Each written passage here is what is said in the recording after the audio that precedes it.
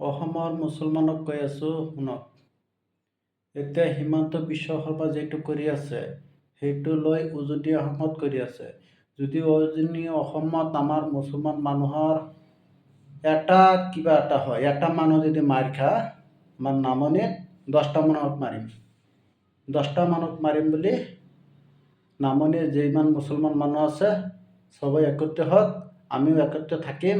থাকি পেলাই উজনত যদি আমাৰ মুছলিম মানুহ বা মিয়া মানুহৰ নাম ধৰি খিলঞ্জীয়া মানুহক যদি অত্যাচাৰ কৰে তা আমি কাকো এৰি নিদিওঁ। এইটো কাৰণে অসমৰ যিমান মুছলমান আছে সবাই আপোনালোকে ৰেডি হওক। এইটো অসমত থাকিব হ'লে মাৰপিট কৰিব লাগিব, মৰিব লাগিব, মাৰিবও লাগিব, নহ'লে এইটো অসমত থাকিব নোৱাৰিব। আপোনালোকে যদি মৰিবলৈ ভয় কৰে তেতিয়াহ'লে থাকিব নোৱাৰিব। আমি এদিন আছোঁ, এদিন নাথাকোঁ, এদিন গুচি যাম, মৰিব লাগিব। গোটেই জীৱন জীয়াই নাথাকোঁ, মৰিবই লাগিব। তেতিয়াহ'লে মৰে যদি ভালকৈ মৰক, 10টাক মাৰি পেলাই এটাক মৰি যাওক।